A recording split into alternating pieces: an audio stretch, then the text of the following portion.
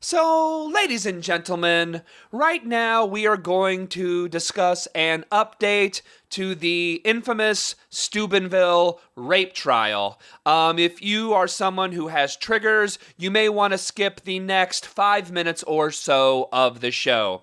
As I'm sure you'll remember, ladies and gentlemen, two high school football players were in fact convicted of raping a 16-year-old girl in Steubenville, Ohio. You'll of course also remember how a good portion of the town came to the defense of the football players, and the media spent hours just crying about how the rapists' lives were ruined. They didn't really focus on how the victim's life was ruined and how horrible this is that happened to this amazing storied high school football team, and how will the football team respond to two of its football players going to jail. Well, anyway, most of you also know that one of the main reasons that the rapists faced justice at all and the story got attention at all was because of the hacktivist group Anonymous. One of the primary hackers, who goes by the handle KY Anonymous,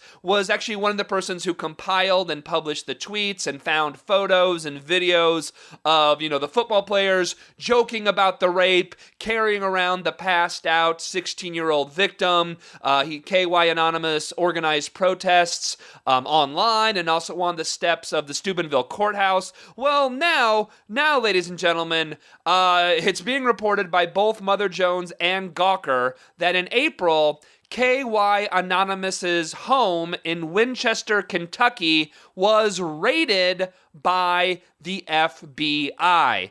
And KY Anonymous has actually now come forward and revealed his actual identity. His name is Derek Lawstutter.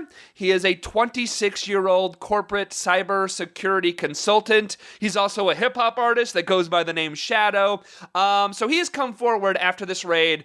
So let's talk about the raid itself, shall we? So according to the FBI warrant that they served on the raid, it was done to supposedly find evidence of the hacking of the Roll Red Roll website, which is the Steubenville High School Booster Club website. That was the website where videos and tweets and warnings to the football team were to come clean about the crime were posted. Actually, another hacker, this is important to note, another hacker by the name of Bearcat has already publicly claimed responsibility for the hacking of the Roll Red Roll site. He claimed responsibility. He said, "I'm the one who did it." There's interviews with him, and he actually, his identity is actually public too. His actual identity is available. He's the one who claimed responsibility for the hacking of the Roll Red Roll site. So back to the raid itself. On the day of the raid,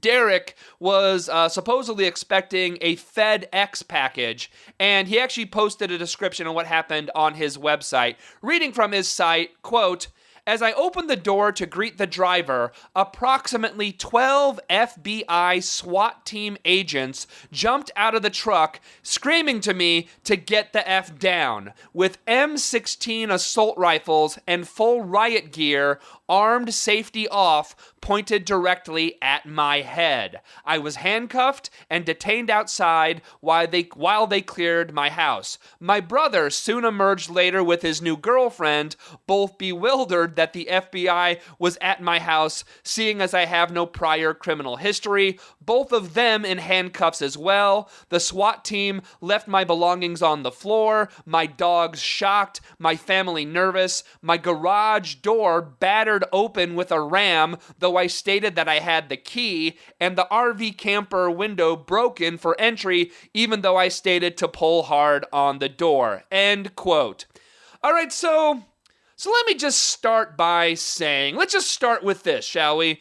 Even if KY Anonymous, or Derek, he's public now, even if Derek was somehow involved with the hacking of the Roll Red Roll website, which he claims he wasn't, and again, another hacker has publicly claimed responsibility for that hack, but let's just say, even if he was responsible for it, why on earth Do you need 12 FBI agents with M16s in riot gear to break into a home to investigate the hacking of a high school booster club's website? Because remember, that's what Roll Red Roll is. It is the website of a high school booster club. There is no national security that has been breached by the hacking of a high school booster club. What secrets were there? What did they get the secret of where the next potluck dinner was going to be held? Did they get a secret barbecue sauce recipe? Some tailgating tips? What was there? 12 FBI agents with M16s in riot gear for that? Seriously? Let me ask you this. Were the rapists arrested by FBI agents in riot gear?